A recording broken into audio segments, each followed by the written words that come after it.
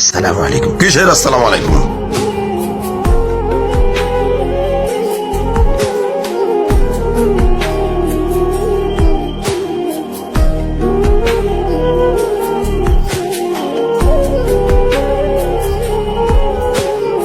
আপনাদের আসার কোনো টাইম হলো এটা? মানুষ ঘরের ভিতরে একটু বিশ্রাম নিচ্ছে আর আপনারা গেটের সামনে এসে দাঁড়িয়ে রয়েছেন। সবাইকে আপনাদের মতো অবসর নাকি? আপনারা অবসর জানলে কোনো কাজ খুঁজেন।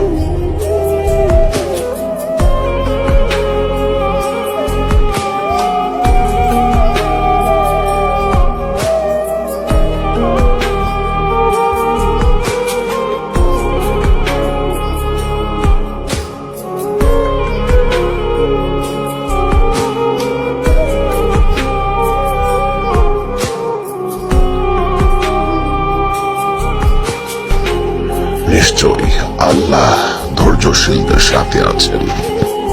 مع الصابرين. وأجتاز السماء جلالا فأزيد أسراب الغموم.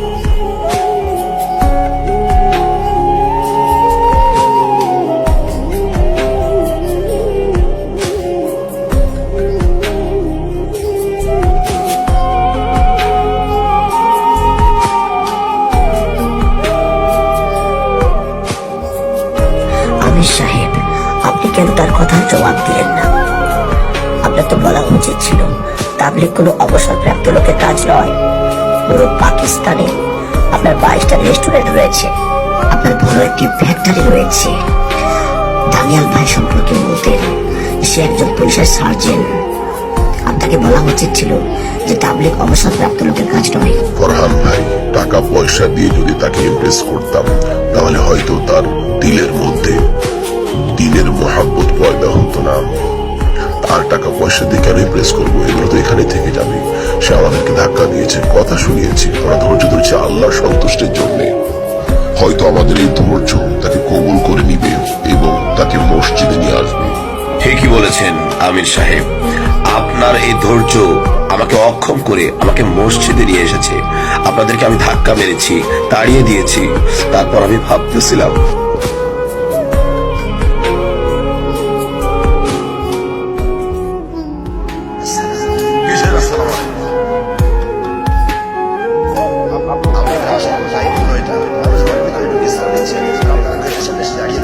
সবাইকে আপনাদের মতো অবসর নাকি? আপনারা অবসর জানলে কোনো কাজ খুঁজেন।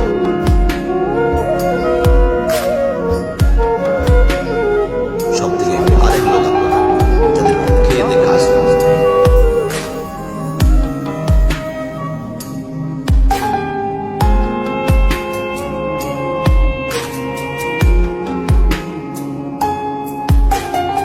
আমির সাহেব, আপনি চাইলে আপনি আমাকে ধাক্কা মারতে পারতেন, আমাকে মন্দ বলতে পারতেন, আমাকে ইনসাল্ট করতে পারতেন, কিন্তু আপনি সেটা করেননি। আপনি ধৈর্য ধারণ করেছেন।